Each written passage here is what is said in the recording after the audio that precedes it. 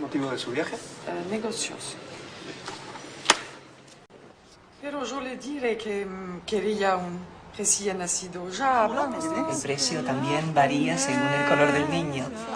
Con un niño que no existe, se puede hacer cualquier cosa. Je chante les chansons. Oui, allez. Je chante pas très bien, tu sais, mais je sais pas. Une chanson douce que je chantais.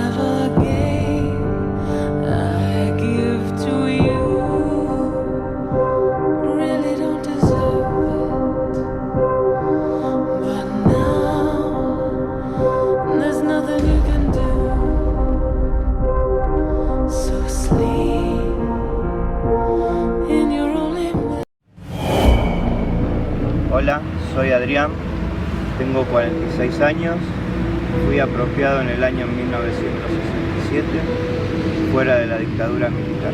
Soy la esposa de Adrián Taleb. No es muy lindo ser un apoyo para la persona que es apropiada porque es muy duro estar al lado de una persona que no sabe cómo poder ayudarlo.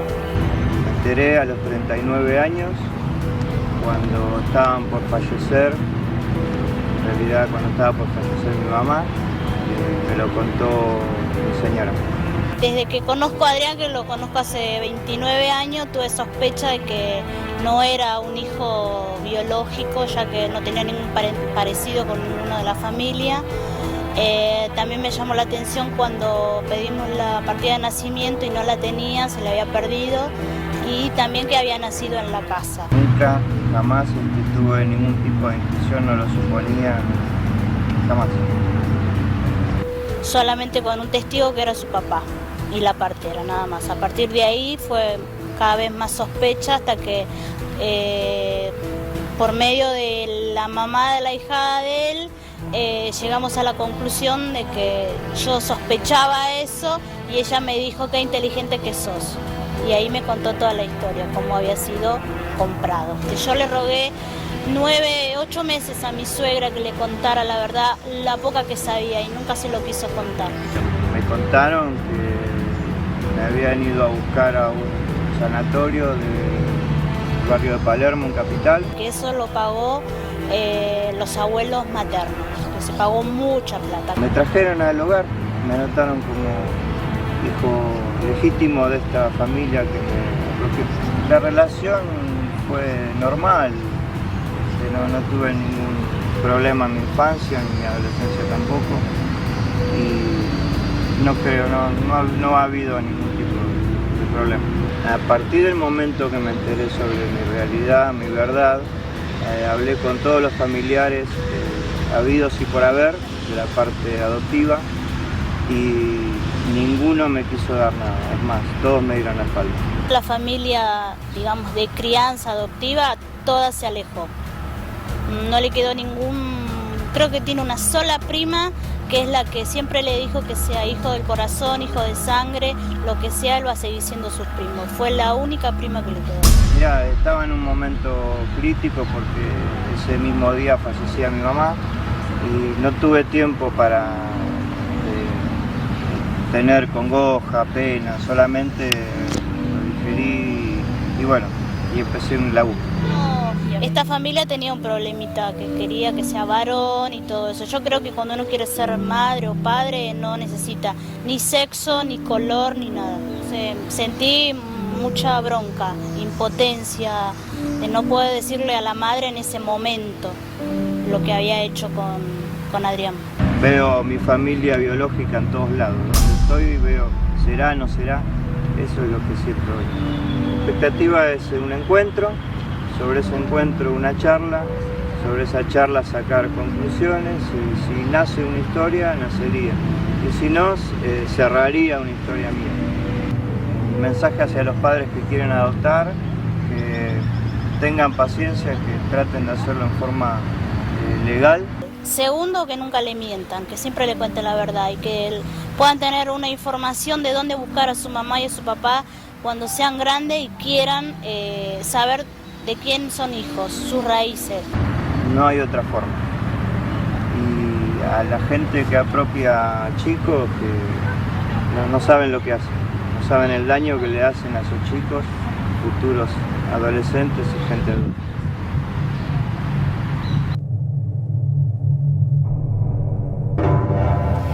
Mi nombre es Olga Nancy Villafañe, tengo 50 años y soy apropiada fuera de la dictadura militar. Me enteré a los 47 años que era apropiada,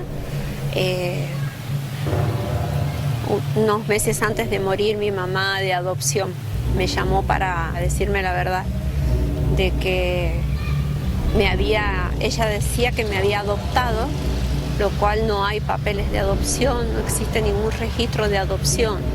En realidad me dijo que mi nombre no es Olga Nancy Villafañe, que sino mi verdadero nombre es Inés Elizabeth Gómez. También me dio el nombre de mi mamá, Dora del Carmen Gómez, que vivía en el departamento de Ullum, de la provincia de San Juan, y que había ido a buscarme al hospital, sino que fue a buscarme una hermana de ella. Tomaron varios coches para que mi mamá no los siguiera ni supiese el recorrido que hacían para que no me pudiese encontrar. Rompieron todos los papeles que yo tenía con mi nombre, con la ropa que traía, todo. Y bueno, para que nadie se enterase, o sea, no llegase nada a oídos de mi mamá biológica. Con la familia de mi mamá, que la encontré hace también 3 años, la están buscando desde ese entonces. Mi mamá desapareció, al otro día supuestamente que me dio a luz. Nací el 7 de octubre del 62 en el hospital Rawson. El acta de nacimiento está escrita, o sea, figura el nombre de mi mamá biológica con el nombre de mis abuelos, que fueron los que la llevaron al hospital. Y lo que sí, el acta de nacimiento no figuro como hija legítima de mis padres adoptivos. Donde voy que pueda sacar una copia de acta de nacimiento, es la copia esa, con el nombre de mis padres, como que soy hija legítima. Y en el acta de nacimiento del hospital figuro como hija de Dora del Carmen Gómez. Tenía 17 años de edad mi mamá en ese entonces. Cuando me enteré, sentí que mi vida había sido toda una mentira. Y ahí me di cuenta de tantas cosas y tantas situaciones que había vivido con mi mamá de adopción, porque creo que en realidad ella nunca quiso aceptarme. Fue mi papá de adopción el que quería tener un hijo. Esto me causó, cuando me enteré, una pérdida de identidad. No sabía cómo firmar, no sabía, mi familia biológica me llamaba de una manera, mi familia de adopción me cerró una cortina, no me quiso ver más. no me quisieron aceptar más, caí en una depresión, tuve varios intentos de suicidio. No quería vivir más porque sentí que mi vida había sido toda una mentira. Viajé a mi provincia, que es la provincia de San Juan, donde nací, y comencé a investigar y todos los amigos y familiares sabían la historia y nadie me la había dicho nunca. En realidad mi familia de adopción me cerró, como quien dice, una cortina, pero no se dan cuenta el daño que me hicieron a mí, cómo me lastimaron y ocultándome la verdad. Ellos se escudan en que el sacerdote de la iglesia donde ellos iban les dijo que era conveniente no decirme la verdad. Pero no creo que sea así porque yo ahora no sé quién soy. Creo que hasta que no encuentre a mi mamá, no voy a encontrar mi identidad. Agradezco sí que me hayan adoptado, pero hubiese querido que me hubiesen dicho la verdad, que en realidad no fue una adopción, porque si tanto escaparon para que mi mamá no los siguiese, es porque no fui y no hay papeles de adopción, no hay registro. Esto no lo puedo superar hasta el día de hoy. Cuando conocí a mi familia biológica, la conocí el mismo día que fui a ver el acta de nacimiento en el hospital, y cuando el hermano más chico de mi mamá me vio, creo que casi se desmaya porque creía ver a la hermana que no veía desde hacía la edad que yo tenía, desde hacía 47 años. Después me junté con mis primas y ahí me vi a alguien parecido, porque yo veía las caras de mi familia adoptiva y decía, ¿a quién me parezco? No me parezco a nadie, no tengo rasgos de nadie. Y cuando vi a mi familia biológica era como que me reflejaba en ellos, porque tenía me veía las manos, me parezco de la cara a mis primas, a mis tías. Ellos no sabían de mi existencia tampoco. Con una foto mía de la edad que tenía mi mamá en ese entonces, que teníamos justo la misma edad en esa foto, se dieron cuenta de que yo era hija de ella porque tengo la misma cara de mi mamá en esa época. La relación con mis papás de crianza, hasta que mi papá vivió, fue una clase de relación. Mi papá estaba orgulloso de quién era yo. Cuando mi papá falleció, mi vida cambió totalmente. Es como que mi mamá de adopción se comenzó a cobrar todos los años que me crió. Nadie sabe lo que pasé, nunca nadie se lo conté, no sabe todo lo que me hizo pasar. Por eso es que cuando antes de morir me llamó para pedirme perdón por todo lo que me había hecho en la vida.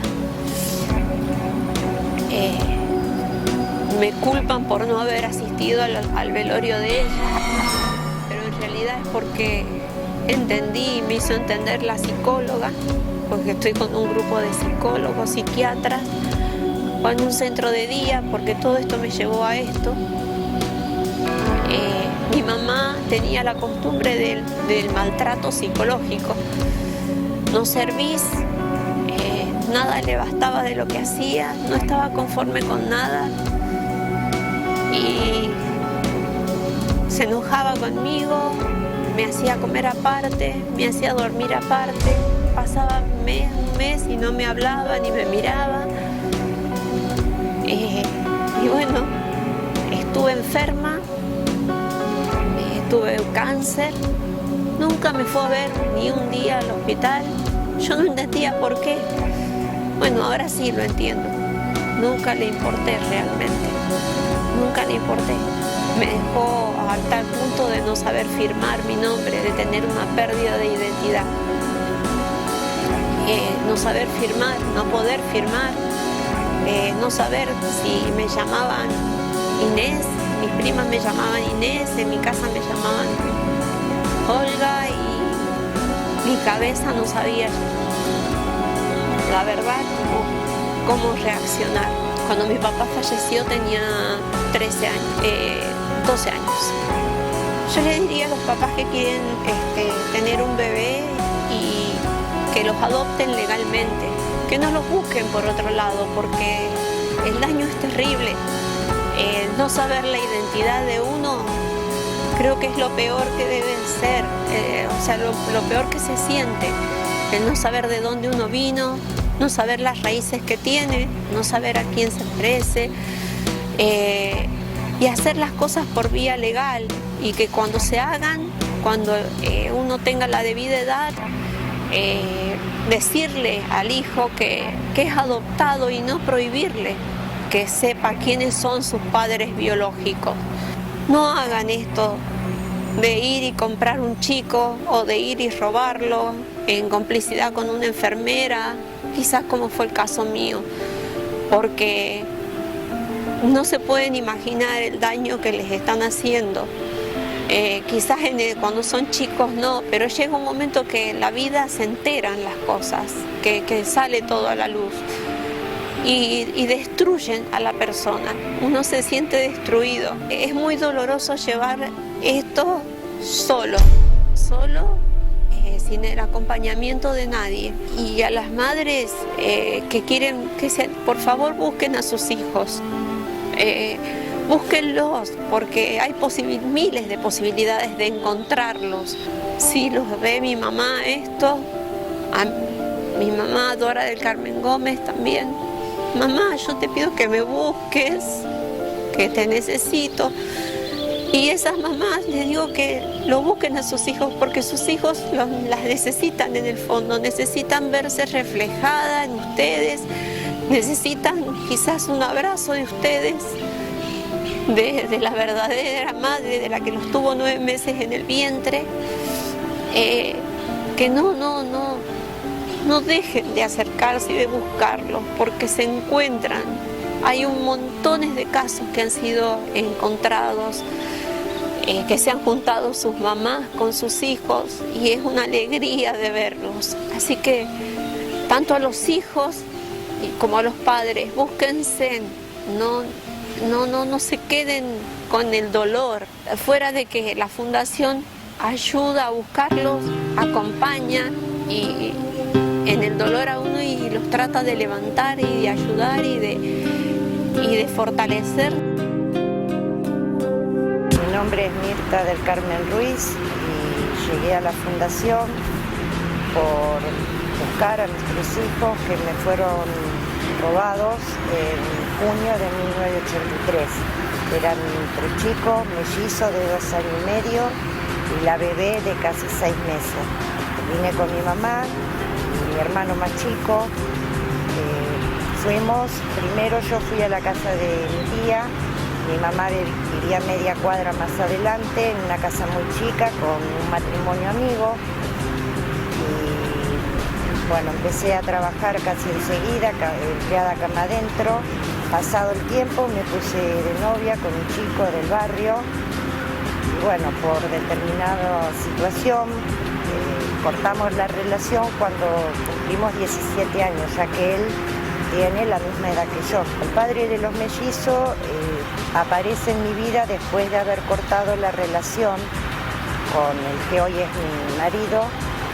Y bueno, cuando el hermano de Ricardo, que así se llama el papá de los Messi, se enteró de que estaba embarazada, se encargó de llevarlo de nuevo al campo, porque el chico también venía del interior del país, más específicamente de Carmen de Patagón. Y bueno, quedó ahí, fui mamá soltera, hubo un tiempo que mi mamá se pudo hacer cargo de mí, y bueno, después tuve que salir a trabajar yo. Y bueno, yo al tiempo mi mamá vuelve a Santa Fe por situaciones personales, me quedo en la casa de mi tía. Mi tía tenía un carácter bastante feo. Yo entablo una relación nueva con un muchacho que trabajaba en una empresa, que a su vez, yo me entero mucho después de que él era casado, llega la situación en que me quedo embarazada y a su vez surge una discusión grande con mi tía y me echa de la casa.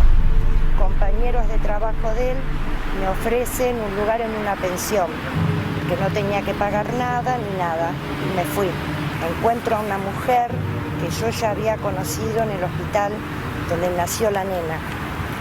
Y con el tiempo, pasados los años, me doy cuenta de que ella, previo a que me sacaran los chicos, ya me había hecho un seguimiento. Noralí nació en el hospital Finoquieto, con cesárea, y bueno, apareció una chica que andaba merodeando en el pasillo, observó que yo no tenía visitas, que estaba mucho tiempo sola y se fue arrimando. Cuando me dan el alta, ella se ofrece a llevarme y yo le dije que no, que esperaba a mi mamá. Y ella me decía que no tenía sentido, que yo, bueno, me acompañó hasta lo de mi mamá y ahí vio que yo tenía mellizos de 2 años y medio, blancos, rubios, muy bonitos, no porque fueran mis hijos, sino por lo que eran en sí los nenes, muy blancos y rubios, muy rubios, porque de hecho el papá de ellos es pelirrojo. Bueno, cuando surge lo de la discusión, yo no tengo dónde ir, lo comento, compañeros de trabajo del papá de mi hija me ofrecen un lugar donde no había que pagar nada. Salgo a trabajar, como de costumbre, que eran 2 o 3 horas nada más. Se ofrece la encargada general de la pensión a quedarse con los chicos. Yo los había bañado, ya habían cenado todo y quedaron durmiendo. Cuando vuelvo, los chicos no estaban. Miro para la habitación de la encargada, que le decían la gallega, nunca supe cómo se llamaba, y estaba todo oscuro. Dije, no voy a molestar porque por ahí despierto a los chicos, se asustan. Bueno, esperé hasta la mañana. Y a la mañana es cuando viene la policía a buscarme a la habitación. Cuando empecé a observar a mi alrededor, entré a observar que en la pensión solamente había mujeres embarazadas y con chicos. Especulaban con la situación de cruzar a las mujeres con otro tipo de hombres donde dieran niños que realmente pudieran venderlos como si fueran un paquete de fideo, un paquete de yerba y demás. Yo creo que las chicas sí eran en su mayoría prostituidas porque no eran mujeres grandes, eran jóvenes, quizás jóvenes de mi edad, había pocas, pero ninguna superaba los 30 años y había bastantes chicos. El punto es que cuando me hacen firmar en la comisaría todo, yo pregunté para poder ver a mis hijos y me dijeron que me fuera a mi casa y que esperara que me llamen. Pasó determinados días, volví a la comisaría y ahí me dijeron que ya te dijimos que esperes en tu casa que te llamen, situación que jamás ocurrió. Con el tiempo regresa mi mamá de Santa Fe, unos meses pasaron y vino. Quería saber qué había pasado realmente con los chicos. Fuimos a Casa Cuna y en Casa Cuna nos dijeron que los chicos estuvieron muy poquito ahí, que fueron enseguida llevados los 3 juntos. Mi mamá entró a preguntar por los chicos si podía verlos, si había métodos para recuperarlos, y le dijeron que no moleste porque los chicos iban a ser sacados del país. Le informan a mi mamá que en 10 días fueron dados en guarda de adopción, guarda, y 10 días aproximadamente más fueron dados en adopción plena. A todo esto, para que eso pueda ocurrir, tuvieron que inventarme una causa a mí, ensuciarme a mí para ellos poder hacer supuestamente las cosas legales. Todo muy escondido, muy sucio, y de eso me doy cuenta ahora. A raíz de toda esta situación, vuelvo a restablecer una pareja, me quedo embarazada nuevamente. Ese embarazo fue un puente entre la locura y la cordura, porque me agarré muchísimo de ese bebé. En mi interior yo sabía que los chicos ya los había perdido. Traté de sobrellevarlo, es más, esta criatura salió perjudicada porque tenía 4 años de edad y era NN. Yo no la quería anotar porque yo creía que si la anotaba, ellos sabían que tenía otra criatura y me la iban a venir también a sacar. Fueron muchos años de navidades, cumpleaños, o sea, de festejar, sí, por el resto de mis hijos, esa fecha. Cuando ellos se dormían, mi actitud es salir cada noche, mirar al cielo y preguntarle a Dios dónde estaban. Fue triste, el resto de mis hijos, a medida que fueron creciendo, ellos fueron sabiendo de que tenían más hermanos. Nunca les dije cómo fue que los perdí. Eso se fueron enterando ahora de grande. Bueno, fue así que llegué hasta la fundación buscando una solución para ver si realmente se podía buscar. Fuimos hasta La Plata con Marcela. Llegamos a Casa Cuna porque en juzgado no había nada, había solo una denuncia que había hecho mi tía a mi prima por fuga del hogar, y como éramos las dos menores y estábamos juntas, nos llevan a las dos. Bueno, a los 30 días, debido a la burocracia, y que en ese entonces estaba el régimen militar, todavía no, resultó difícil que saliéramos. Bueno, esa parte estaba sentada, la de mis hijos no. Entonces Marcela dice, vamos a Casa Cuna, no nos vamos a ir así nomás, y fuimos. Y ahí ellos no se dieron cuenta que sin querer nos dieron un número de expediente donde estaba la causa. Marcela insistió y alguien hizo un contacto y pudo llegar al expediente, pero no pudo sacar copias, fotos, nada, solamente leer, recabar la información, el paradero de mis hijos, los cuales no había tanta distancia desde donde yo viví siempre a donde ellos se criaron. Yo viví siempre en Avellaneda y los chicos fueron criados en Berisso. O sea, nunca salieron del entorno de La Plata. Cuando me llama Marcela para decirme que había encontrado a los chicos, no lo podía creer, porque yo ya pensé que nunca más, que me iba a ir de esta vida sin verlos. Y bueno, fue una alegría muy grande. Esa misma noche me mandó el nombre de ellos, el nombre de Facebook, todo, mandé solicitud. La única que me aceptó es Noralí. Preguntas, todo preguntas que les respondí, y muchas que no, porque yo considero que es mejor que sea personalmente. Con respecto a los varones, todavía estoy esperando que se contacten. Soy consciente de que hay que pensarlo, tienen que procesarlo, porque hay que tener en cuenta qué es lo que le dijeron a ellos todos estos años. Que yo los abandoné, que los dejé, que no me importó, que no los busqué. Pero bueno, eso solo se va a entender cuando nos sentemos, ellos pregunten y yo pueda responderles lo que en verdad pasó. Me impactó que lo único que esta gente que los crió, si bien les cambiaron el nombre, el apellido, no le cambiaron la fecha de nacimiento. La fecha de nacimiento es original en los tres.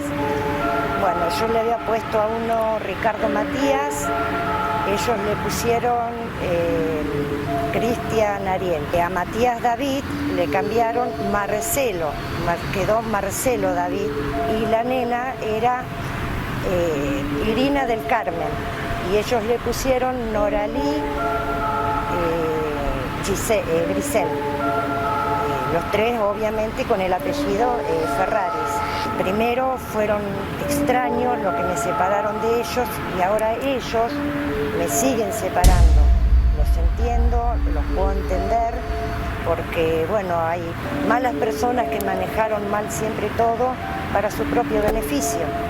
Además por la plata que invirtieron, porque tengo entendido que en una adopción no se necesita un abogado.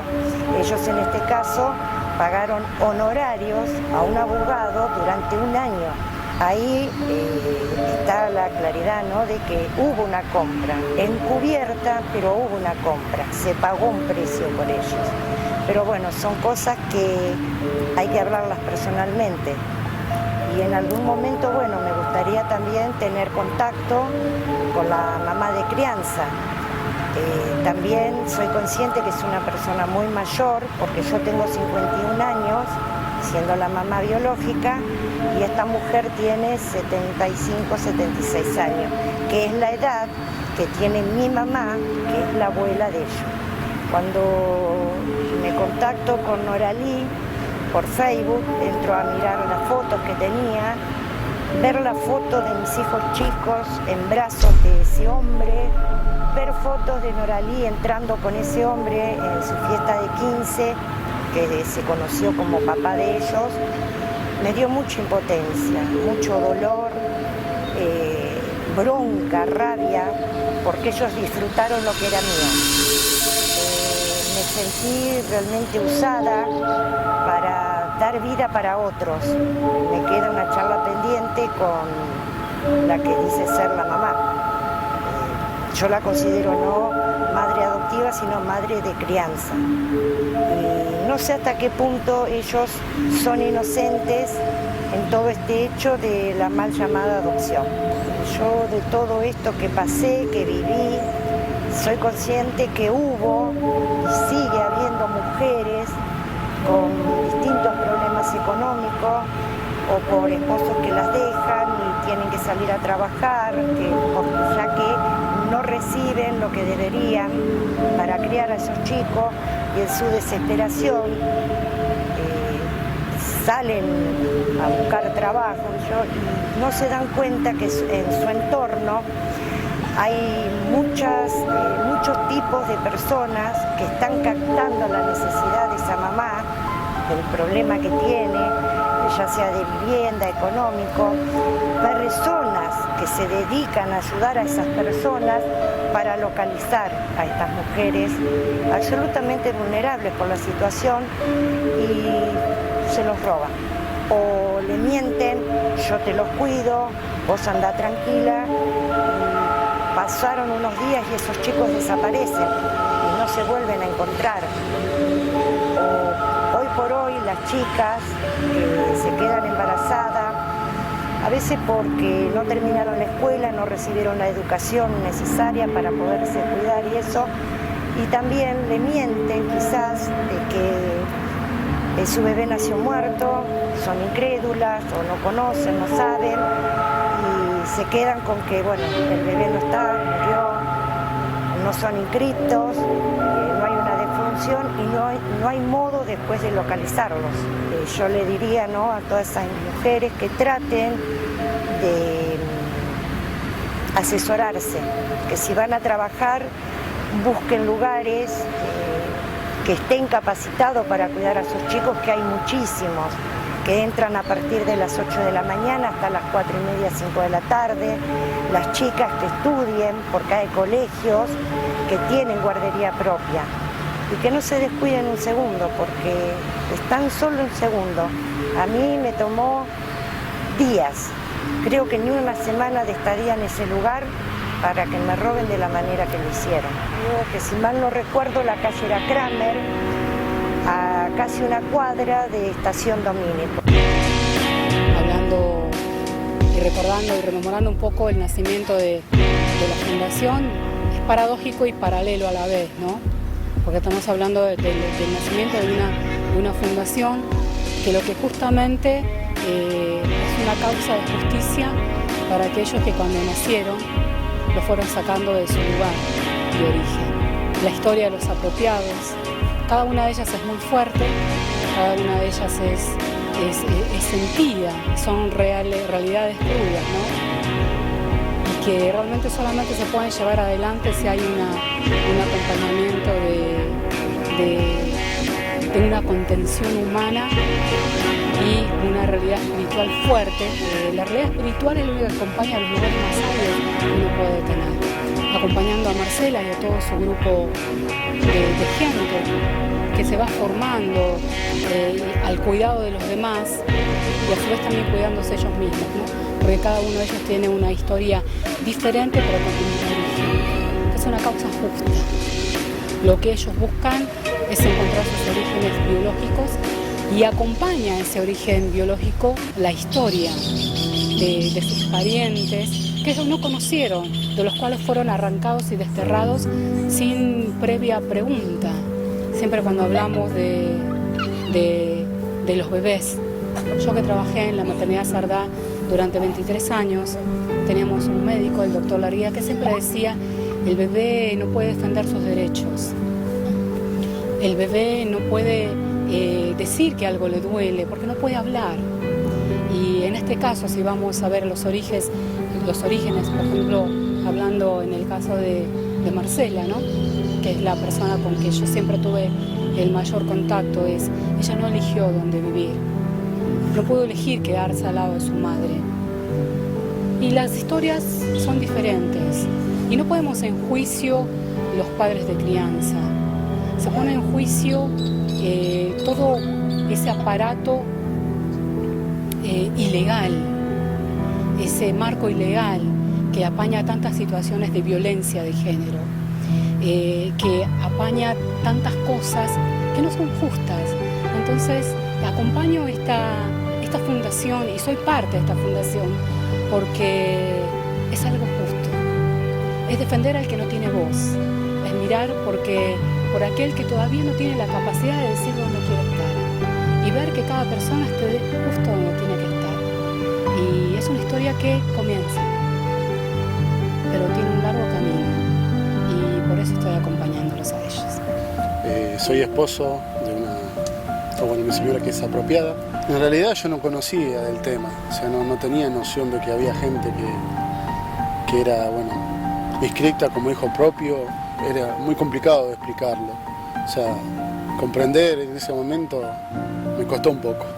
Y cuando entendí, ¿no?, lo que era estar viviendo una mentira durante más de 40 años, me di cuenta, pero qué terrible, ¿no?, qué tremendo haber vivido una mentira durante todos esos años hasta llegar a ese momento y decir, wow, esta es la vida que tendría que haber llevado ella, pero fue creado el ambiente que no era nada que ver con la vida que tenía que llevar. Y es complejo el apropiado, pero no, por el solo hecho de cómo vivió, ¿no? La mayoría son todas personas que le fueron, o sea, que le mintieron en su vida y crecieron con una mentira y por ende esa mentira causó en ellos mella. O sea, y el tema de los sentimientos y demás, el no saber de dónde uno viene, el abismo que tienen detrás, es complicado, o sea, no es fácil de entenderlo. En el medio, de la búsqueda de poder comprender lo que era la apropiación y demás, me encuentro con la historia del Hospital Pedro Elizalde, donde, en 1779, a través de la creación de una casa Expósitos, se le llamaba, y por orden de ese momento el virrey José Vértiz, me encuentro que los pobladores de ese momento en Buenos Aires se quejaban de que había mucho abandono, había mucho hijo no deseado y por ende eran abandonados, ¿no? Cuando yo me entero, ¿no?, de que en ese momento se crea la casa, yo leo, ¿no?, la historia dice que en 1852 se vuelve a reabrir la casa y un doctor evidentemente muy humano investigó y se encontró con una organización que él le decía parteras especiales que colocaban chicos. Se cuenta que en 1780 chicos había dentro de lo que es la casa Expósito. De ahí, es muy conocido el pintor Quinquela Martín, era un expósito, y a través de esa casa Expósito hubo mucho tráfico de bebés. Estamos hablando de más de 200 años de historia, o sea, es mucho antes de la dictadura militar, y también es una ausencia del Estado, y sigue pasando esto. En primer lugar, la persona que está queriendo adoptar, tenemos leyes, más allá de que son leyes complejas, hay leyes que uno tiene que cumplir, ¿no? Que primero tiene que pensar en la criatura, no en sí en la falta de ser papá, sino fijarse en la criatura en primer lugar. En segundo lugar, aquel que quiera apropiar, yo le diría que primero piense dos veces, porque estaría creando un ambiente de mentira a la criatura que va a apropiar. O sea, esa criatura va a crecer con mentira. O sea, en ningún momento va a poder ser libre, porque no va a haber verdad en esa crianza. Yo les aconsejo que no lo hagan, porque estaría destruyendo literalmente la vida de la criatura cuando crece. Llega la adolescencia, conflictos internos que aparecen, el quiebre entre padre de crianza o madre de crianza con la criatura se da, siempre es así. Y antes de apropiar, primeramente que piensen qué van a hacer. Bueno, yo no te puedo dar desde el punto de vista de relevamiento estadístico, no puedo darte una precisión. Lo que digo es que, en principio, por un lado, es un tremendo, como todos, pero es un tremendo derecho vulnerado el hecho del robo de identidad.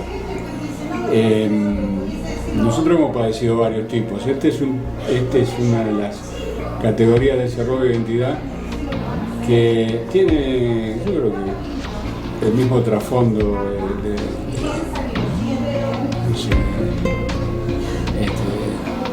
hipocresía, de cretinismo, si vale la palabra, de aquellos que por intereses generan toda esta tragedia para el chico. Eso por un lado. Por otro lado, cuando nosotros nos vimos allá por aquellas primeras veces, es algo que uno lo tenía, lo conocía, pero estaba casi como, no como naturalizado, pero sí como algo que, claro, algo que bueno, pero hasta también estaba como escondido dentro de una especie de que era lo mejor para los chicos, porque bueno, una familia que lo habían dejado, o sea, con esas cosas del abandono, y para preservarlos de vaya a saber qué cosa, hacían ese vil comercio, ese vil negocio. Entonces, eso, yo soy santafesino, soy nacido en un pueblo donde algunas de estas cosas se daban, pero no se daban en estas condiciones. ¿Cómo se daban? La familia de un obrador, de un campo, tenía muchos hijos. Las nenas por ahí en edad de estudiar, entonces alguna familia del pueblo, que eran pueblos chicos generalmente que nacen y crecen y viven como servicio al campo, se las traían. Por supuesto que alguna cosa como trabajo infantil cabría también plantearlo, pero era así, como decía Slide, en función de que por lo menos le daban el acceso a la educación, la cuidaban durante el tiempo, claro, hacían los mandados, estaban con la señora, y después, ya en terminada la primaria, que era lo único que había, estoy hablando de varios años atrás, como de verdad, y otro poco, a lo mejor de leyenda urbana, pero es cierto, es verdad, todo eso se sabe. Bueno, para no hacer la larga, digo, esto que de alguna forma está naturalizado es lo que hay que romper. Yo creo que lo que están haciendo ustedes es el único camino necesario. Para ello, bueno, estamos, como te decía hoy, dispuestos a trabajar en esto. Natural, ¿no? Que en Santa Fe conocemos que hay muchísimos casos porque los casos más grandes son Córdoba, Santa Fe y Buenos Aires, ¿no? O sea, que todos creen que no es. ¿Cuántos hay acá adentro? Nosotros somos más de 3 millones de argentinos, ¿no? Yo creo que todos conocemos a alguien, mínimo a uno, que vive en esta situación de no conocer su origen, ¿no? De saber que no corresponde a esa familia y que está anotado como hijo legítimo. Yo estoy absolutamente seguro que sí, que es así, pero digo, es como que, digamos, llega tanto a la intimidad de aquel chico en esas condiciones, con esa familia que supuestamente es su familia natural y resulta que no, por ahí así en lo individual, solamente desde ustedes o desde la actividad que se puede hacer para visibilizar el problema, que no es una cuestión individual o mínima, sino tiene su arraigo en el tiempo, porque además es eso, es en el tiempo. Empezaron no sé cuánto hace, pero hoy seguramente siguen en la misma situación, muchos, ¿no? O sea, siguen haciendo el mismo comercio vil. Entonces la única forma es trascender públicamente, o sea, hacerlo público, ponerlo en blanco sobre negro, que en realidad hay una sola manera de adaptar si querés, si te sentís si tenés necesidad de criar un chico, de tenerlo como hijo propio, de darle la educación, digamos, de hacerlo que empiece a caminar en la vida, hay una forma. Es una forma a lo mejor más tediosa, más intrincada, porque ahora ya por suerte en ese plano también hay un listado. Cada quien que quiere adoptar, decide adoptar, un matrimonio que decide adoptar, se tiene que poner en esa lista y, por así decirlo, le toca a quien le toca. Antes se anotaban para llevarse a aquel niñito rubio o aquella niña, claro, de tal o cual... con los rasgos que querían. Los rasgos, claro. Digo, es ir, si se quiere, podemos decir que es como ir emparchando cosas, pero es a la luz de las realidades que uno va tratando de corregir. El Estado afronta varias cosas, sobre todo lo que es identidad. Tenemos como 400 chicos robados que todavía no se sabe desde la época de la dictadura. Pero fíjate, vos estabas hablando recién, yo me acordaba que también en ese plano de los chicos robados en la dictadura, intervinieron supuestas instituciones muy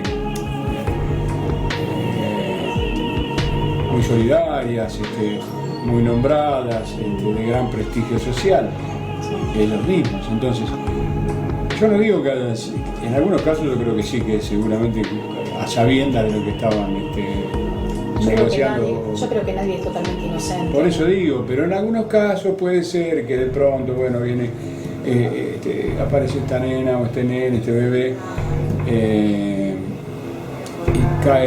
llega a un convento, a una institución de menores, y por hacer un bien, por estar, lo llevan o lo entregan a alguien. Bueno, después eso se va, digamos, de alguna manera distorsionando.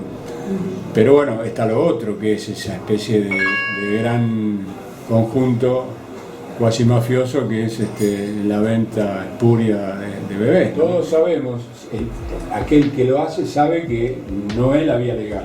Claro. Pero bueno, es un poco lo que yo te digo, que esta cosa un tanto difusa de que, bueno, estamos haciendo un bien, estamos llenando un vacío que tenemos, y bueno, de la otra forma es esto o aquello. No saben el daño que provocan, porque bienvenido sea que hagan esto, porque a lo mejor a vos te criaron bien, tuviste la suerte que te criaron bien, te dieron determinadas cuestiones, a lo mejor. Pero digo, una cosa es que te digan, hija mía, está bien que te lo digan, pero vos sos adoptada. Bueno, yo me enteré a los 10 años, ¿no? Que era apropiada, que era adoptada, me dijeron que en realidad después me enteró que es apropiación, no adopción. Claro. Pero es como que ellos toda la vida me reclamaron el hecho, si no hubiese sido por nosotros, que sería... Y cuando quise empezar a buscar, yo era una desagradecida. Y todos los casos es lo mismo, o sea, el problema es con la madre, que de repente se niega a que los hijos busquen porque somos desagradecidos.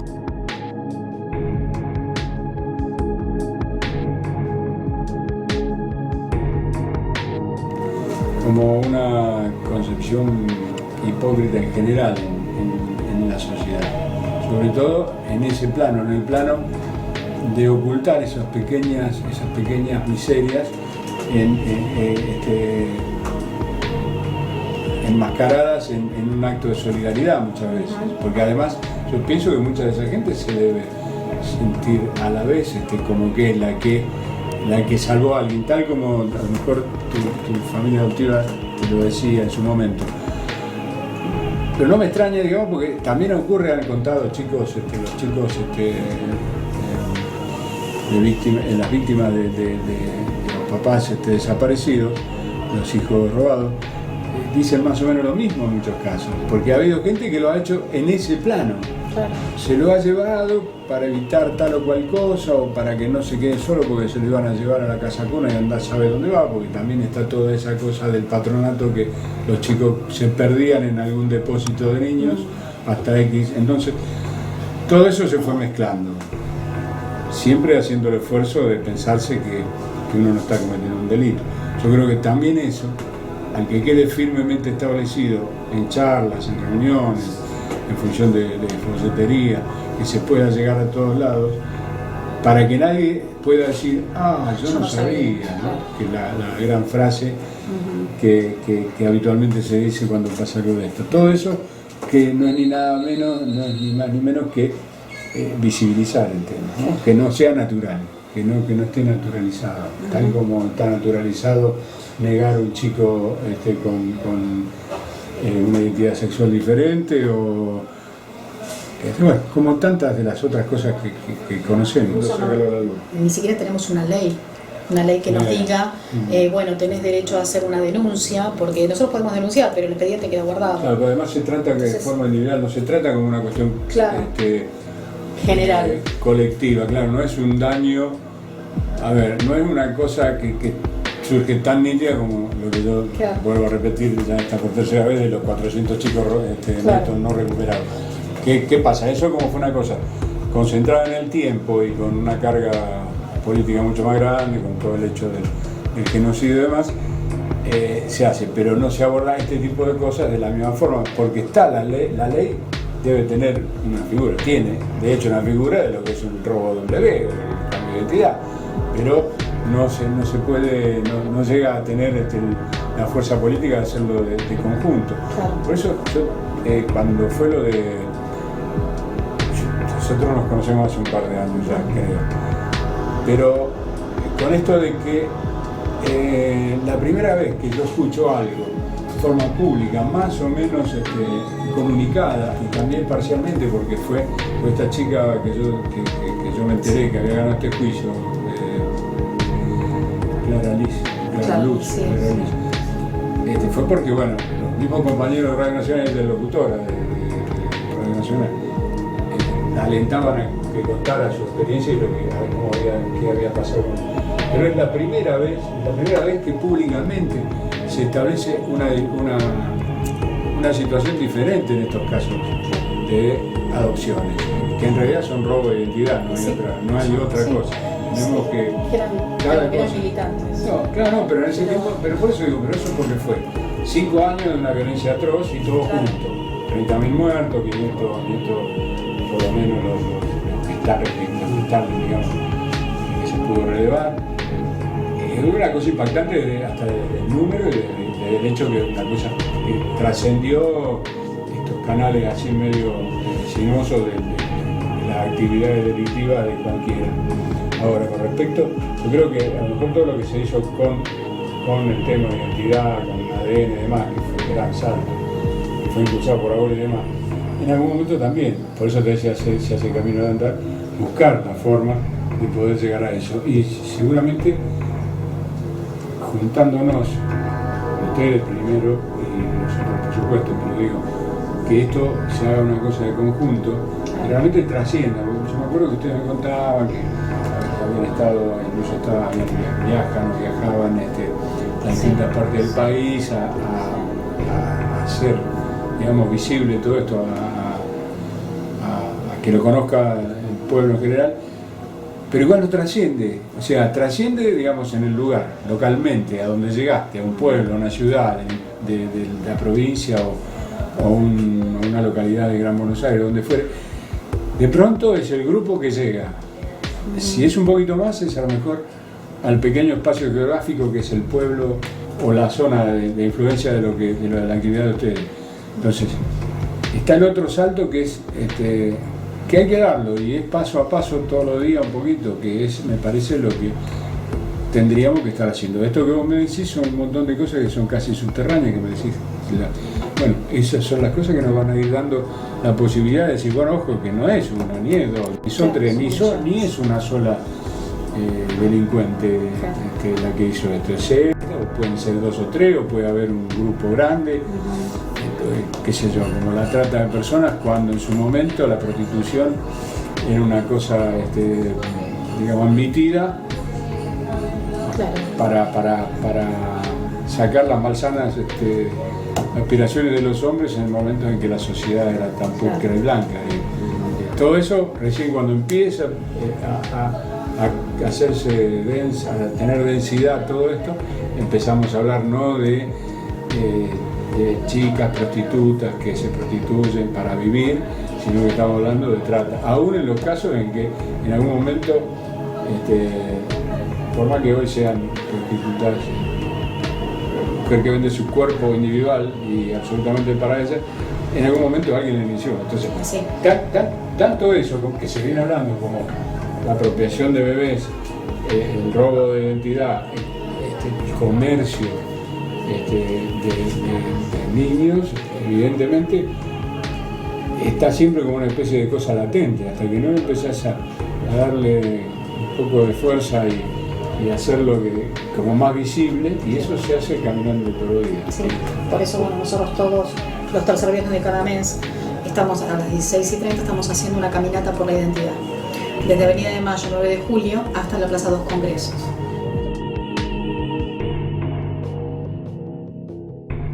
Bueno, hoy nos toca ocupar un rol acá en San Martín, de la Subsecretaría de Derechos Humanos, sacar la Subsecretaría de Derechos Humanos e Igualdad de Oportunidades. Y sin duda alguna, uno de los temas más importantes en el abordaje, la promoción y protección de los derechos es tratar de trabajar fuerte en la protección del derecho a la identidad.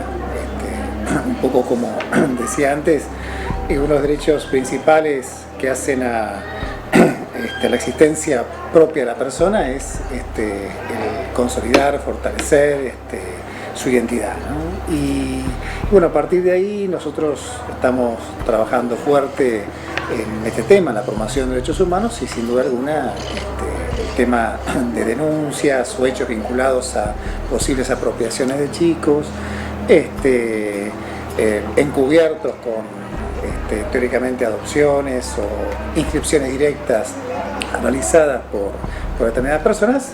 Generalmente, por supuesto, uno cuando empieza a difundir el trabajo, muchas veces uno toma conocimiento y trata de ponerse a disposición y ver cómo puede tratar de hacer el camino inverso, cómo puede llegar a acompañar a la persona que busca su identidad en el primer momento que se produjo la apropiación y ver cómo puede llegar a conocer a sus verdaderos padres, ¿no? Así que en ese sentido fuimos encontrando en este tiempo algunas personas que se acercaron y estamos tratando de hacer ese recorrido inverso y ver cómo podemos acompañarlo, ¿no? Así que un poco se fue dando de esa manera, a partir que el trabajo de derechos humanos se empezó a difundir en el distrito de San Martín, empezaron a llegar algunos casos de ese sentido, ¿no? Así que nuestro compromiso es acompañarlos en lo que podamos hacer, en que pueda recuperar su identidad plena, ¿no?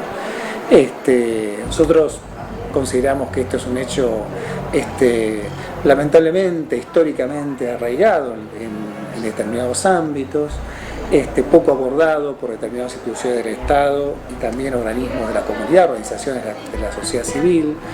Y si queremos consolidar fuertemente un pueblo que también la identidad como pueblo se encuentre bien fortalecida, bien identificada, tenemos que también trabajar fuerte en este tema, ¿no? Entonces, acompañar procesos, acompañar instancias de organizaciones de la sociedad civil que trabajan esta temática nos parece muy importante. Un poco los casos,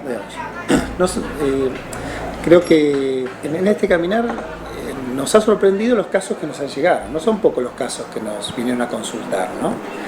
Que recorrer este camino de descubrir la identidad en forma plena no es fácil, porque en primer lugar, como muy bien vos lo dijiste, se parte de una apropiación, se parte de un delito que cometieron los apropiadores y también aquellos funcionarios que han intervenido. Hay un médico que seguramente firmó una inscripción de nacimiento totalmente falsa, muchas instancias podemos encontrarnos con otros partícipes de esa apropiación.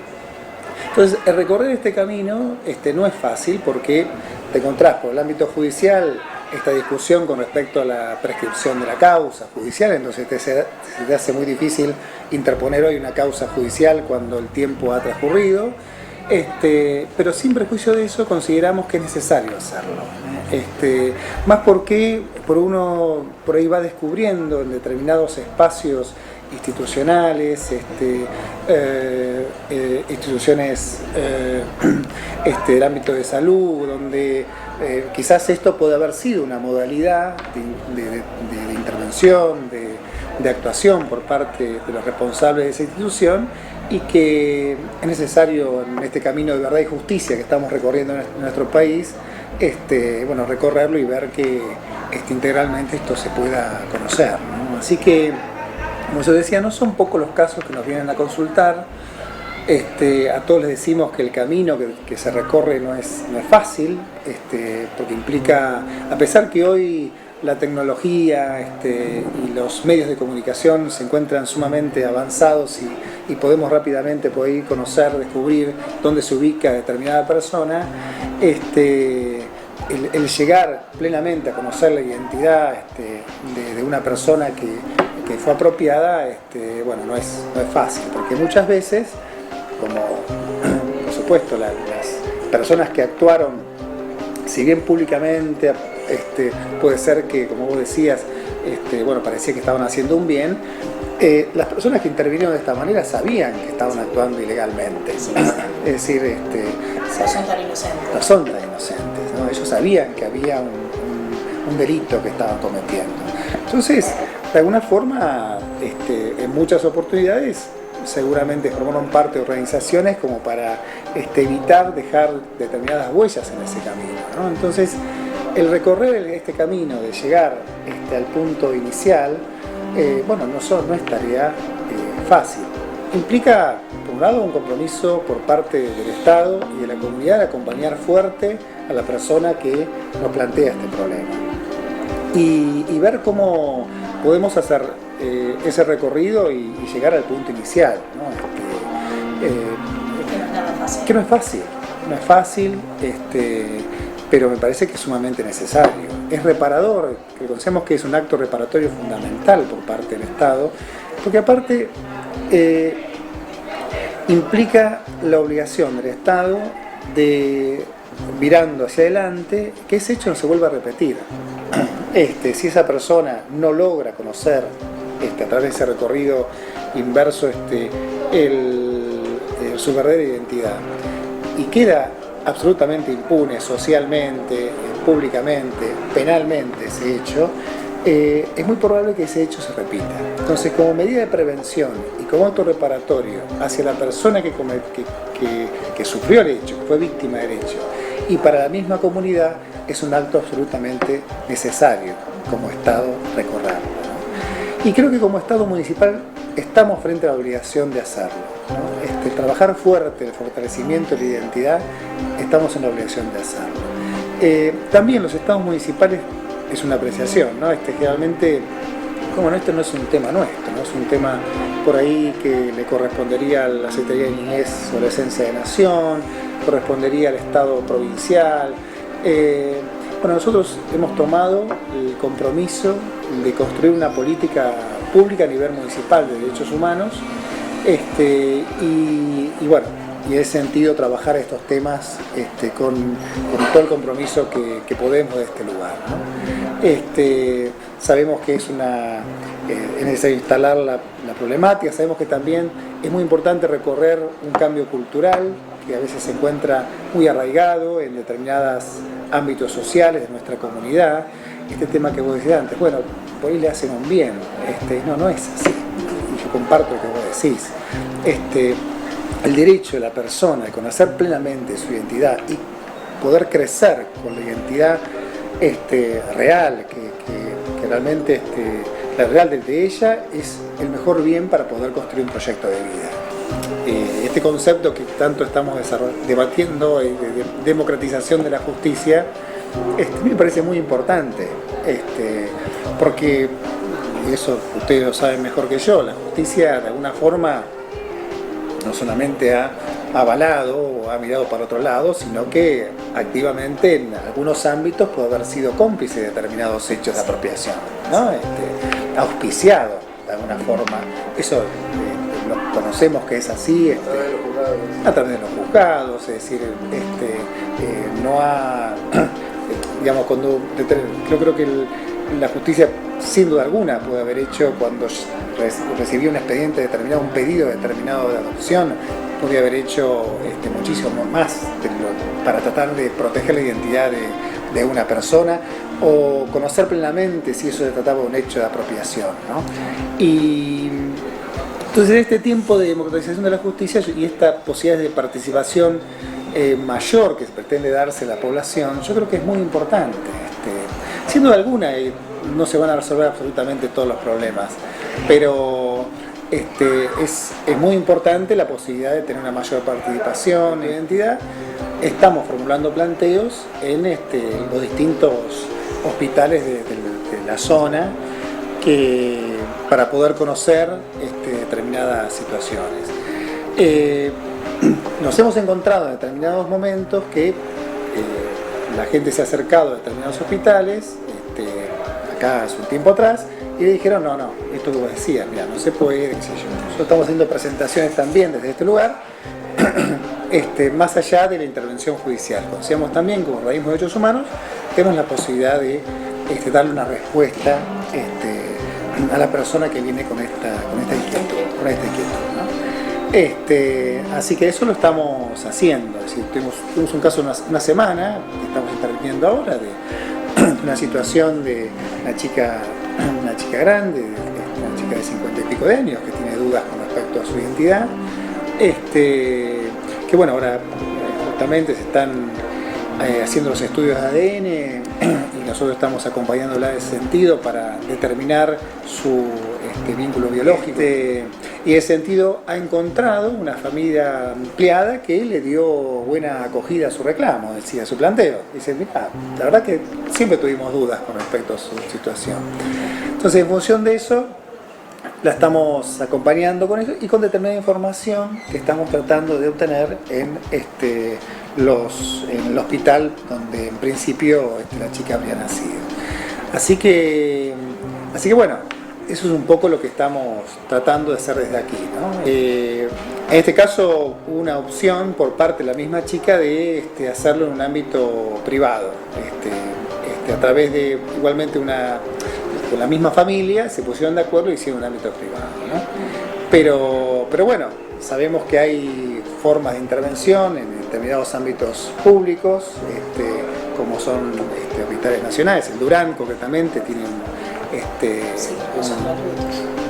no, pero a través y con la intervención de un organismo público también, por ahí se puede lograr la intervención también gratuita del hospital, ¿no? Me preguntaba porque, bueno, si en otros casos sí, de este distrito acuden a vos con respecto a la ADN, si no tienen la posibilidad de solventarlo. Por eso era mi pregunta.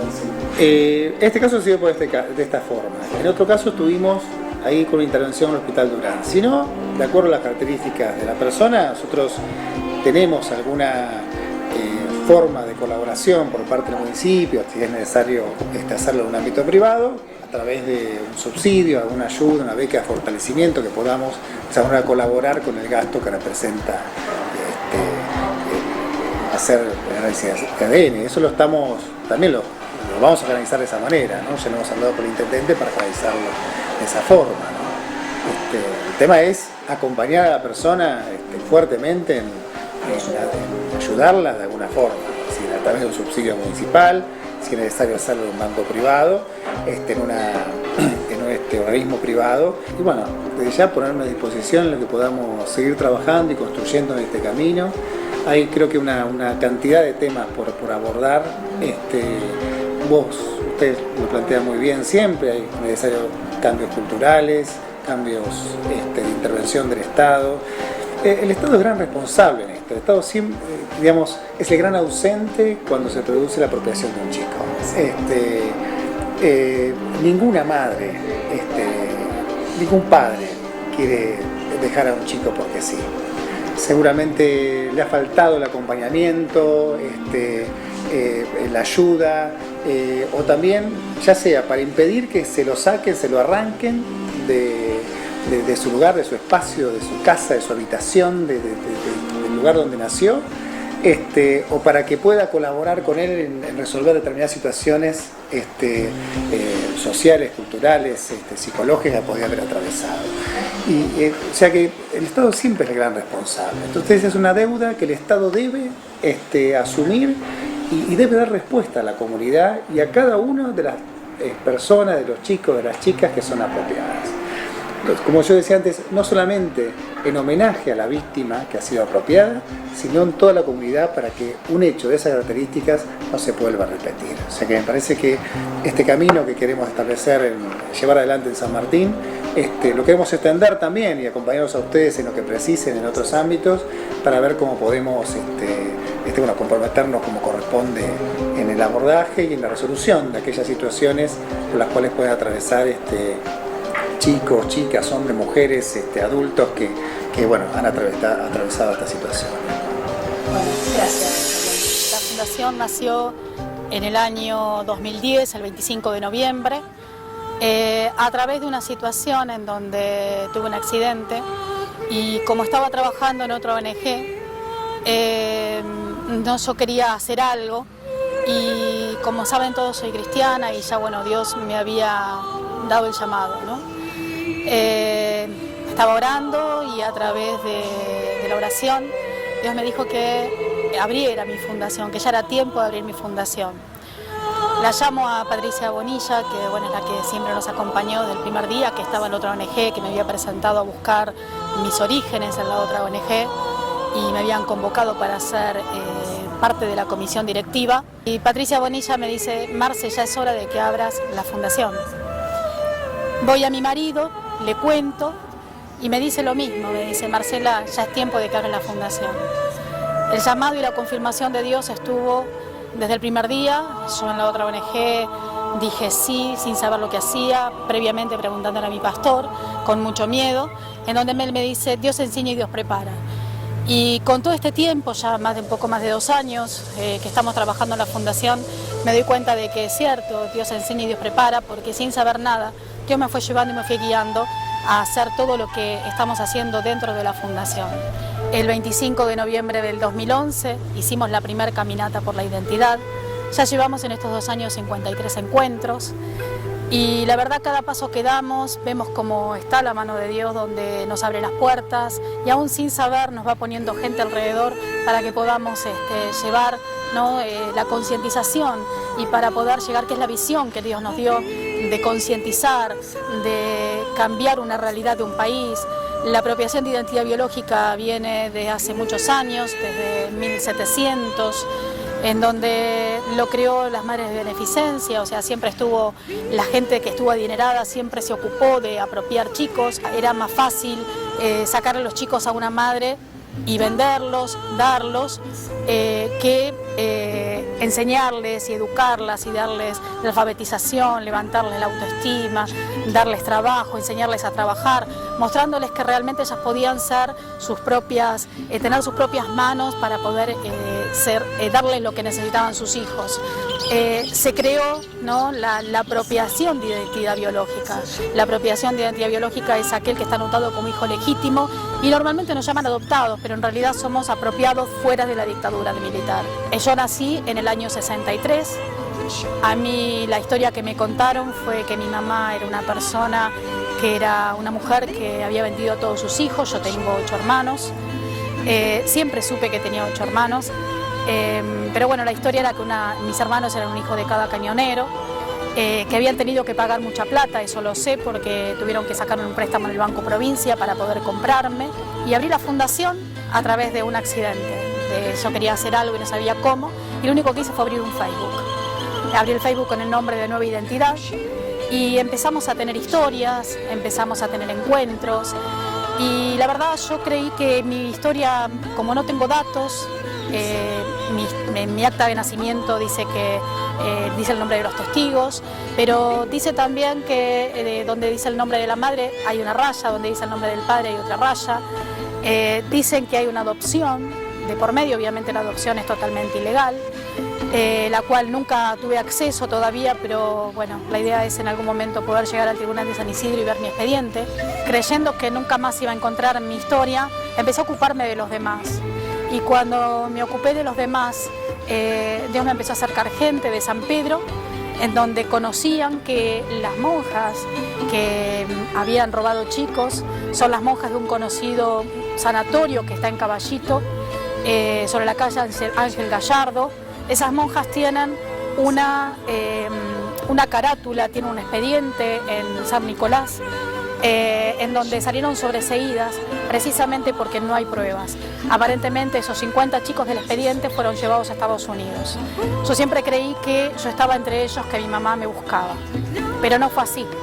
Cuando fui a dar una charla de concientización a San Pedro y no fue nadie, entonces la persona Juancho, que de San Pedro, me dice: Marce, vamos a recorrer el barrio, hay una señora que es muy viejita en el barrio, en San Pedro, y puede conocer tu historia. Así es que fuimos a tocar casas, pasé por un barrio muy humilde donde había solamente una casita con 4 paredes, ladrillos a la vista, o sea, una casa muy humilde, 4 paredes y la puerta era una cortina, y sentí algo especial, algo como un calor, como algo ya conocido. Cuando la voy a ver a esta señora, me dice que también me pareció conocerla, yo la vi, me pareció conocerla de algún lado, no sabía de dónde. Y contándole la historia al principio no quería decir, pero cuando Juancho se identifica, Elena nos dice que ella conocía a mi mamá y que había trabajado con ella en el campo. La única verdad de toda la historia que me contaron es que mi mamá trabajaba en el campo atrás del Hospital de San Pedro, que yo había nacido el 29 de abril del año 63 en el Hospital de San Pedro, y que había juntado arvejas. Esa es la única verdad de toda mi historia. Pasaron los meses, supe que mi mamá se llama Yolanda Arias. Bueno, estamos volviendo de San Pedro. Vamos a Marcela manejando, aquí en Macarena.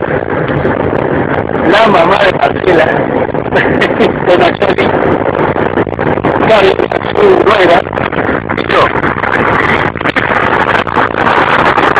Como verán, a la mañana decíamos que íbamos a ver a la mamá de Marcela, y tengo la gran alegría de presentársela. Yolanda Arias, mamá, ya la adopté como mi mamá también. Nos vemos acá en Marcela, pues felicita. Bueno, aparte el es el mismo.